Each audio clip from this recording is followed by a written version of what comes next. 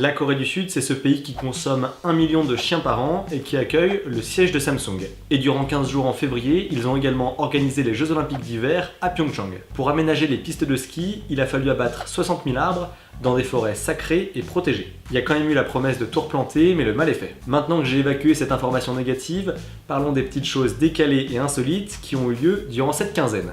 On commence tout de suite.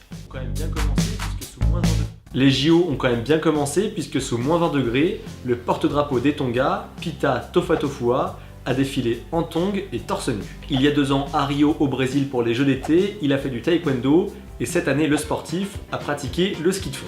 Mais avec le climat exotique des Tonga, il n'a pas vu beaucoup la neige et il s'est surtout entraîné sur des skis à roulettes. Au final, sur son épreuve, avec 23 minutes de retard sur le champion olympique, il termine à la 114e place sur 116, il n'est pas dernier, l'honneur est sauf, et il a réussi au moins à boucler sa course. À 34 ans, il a prévu d'aller à Tokyo en 2020 et il aimerait aussi aller à Paris en 2024, même s'il ne sait pas encore dans quelle discipline il va s'aligner. Jamais le Nigeria et le continent africain de manière générale n'avaient eu des athlètes féminines pour s'aligner sur l'épreuve du bobsleigh aux Jeux Olympiques. Alors du coup, 3 anciennes sprinteuses ont décidé de marquer l'histoire en récoltant 150 000 € sur internet pour s'inscrire aux JO. À Pyeongchang, ça a été les premiers Jeux d'hiver à décerner plus de 100 médailles d'or, puisque 6 nouvelles épreuves olympiques ont été proposées aux athlètes, tandis que 2 autres ont été retirées du programme. On regrettera quand même à jamais le ski Joering qui était proposé en 1928. C'était une course de skieurs tirée par des chevaux, un affrontement qui était quand même digne des courses de chars de la Rome antique, en plus ridicule. On nous a enlevé cette épreuve il y a 90 ans, mais on nous laisse toujours subir le curling. Le curling qui s'est révélé être un défilé de mode digne de la Fashion Week grâce à l'équipe norvégienne. Et les pantalons de l'équipe ont leur propre page Facebook. Faut dire qu'autant de mauvais goût, ça mérite bien quelques likes. Pour la Saint-Valentin, les Norvégiens ont ainsi porté des pantalons avec des motifs de cœur. Je savais pas que ça existait. Et je savais pas que ça existait. On a beaucoup parlé de la robe de Gabriela Papadakis qui se décroche, mais le patin sur glace nous a réservé bien d'autres belles surprises. Par exemple, l'Allemand Paul Fens a proposé une chorégraphie sur la musique de Game of Thrones avec une tenue de Jaime Lannister. Bon, il n'a pas poussé la ressemblance jusqu'au bout en se coupant sa propre main, et c'est d'ailleurs peut-être pour ça qu'il n'a pas gagné l'épreuve. Un Lannister paye peut-être toujours ses dettes, mais en tout cas, c'est pas avec ses primes de victoire aux Jeux Olympiques. Mais alors, quels sont les secrets des grands champions pour préparer les Jeux Olympiques et remporter une médaille d'or? Chacun ses techniques. Antti Koskinen par exemple, c'est un entraîneur finlandais qui tricote à côté de la piste de ski pour se relaxer. En 2014, il avait déjà sa pelote de laine à Sochi, mais bon, ce n'a pas eu beaucoup de succès puisque son snowboarder ne s'est pas qualifié pour obtenir une médaille. Les voisins norvégiens, eux, misent sur leur alimentation. La délégation devait commander 1500 œufs pour ses athlètes, mais avec un 0 en trop sur la commande, ils s'en sont retrouvés avec 15 000 sur les bras. Ça représentait quand même 124 œufs par personne, soit 8 par jour. Ça fait peut-être un petit peu trop de protéines pour le coup. Au moins, on a enfin le secret d'une bonne omelette norvégienne.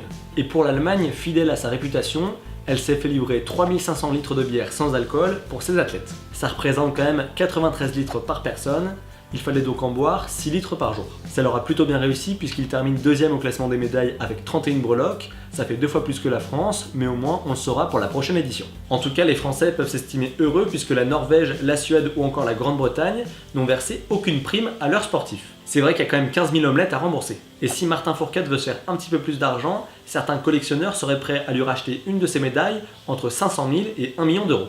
Fidèle à sa culture, la Corée du Sud n'a pas lésiné sur la technologie pour ses Jeux Olympiques. Samsung était sponsor de l'événement et ils ont offert 4000 smartphones aux responsables du CIO et aux athlètes. Pour la cérémonie d'ouverture, 1218 drones ont volé ensemble pour former les anneaux olympiques dans le ciel. Le record du monde qui était de 500 drones qui volaient ensemble a été totalement explosé. C'est d'ailleurs à ce moment-là que les Jeux Olympiques ont subi une attaque informatique sur leur site officiel, sur leur système de billetterie en ligne ou encore sur les Wi-Fi du stade. C'est la Russie qui aurait piloté ce hack pour se venger d'avoir été exclu des Jeux à cause d'affaires de dopage. Ça rage un peu du côté du Kremlin. Des chercheurs français ont profité des JO pour tester une liaison en 5G entre la Finlande et la Corée. Ils ont réussi à transmettre des flux vidéo avec de la réalité virtuelle pour éprouver la fiabilité de leur réseau. Il y a aussi eu les premiers Jeux Olympiques avec des robots en marge de la compétition officielle. 8 machines ont tenté de descendre une piste de ski de 80 mètres en passant par 5 portes. Le vainqueur a réussi l'épreuve en 18 secondes et son créateur a empoché 7500 €.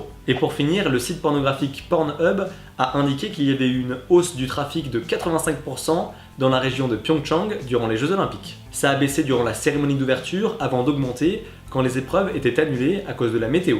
Tinder a également été populaire puisque les sportifs avaient accès à une version payante de l'application. Les matchs ont augmenté de 600% dans la région. 110 000 préservatifs ont été distribués aux sportifs durant les Jeux, c'est un record. Mais au vu des chiffres que je viens de vous donner, j'ai peur que ça n'ait pas suffi. Maintenant, retour à l'anonymat pour certains athlètes ou au célibat pour d'autres.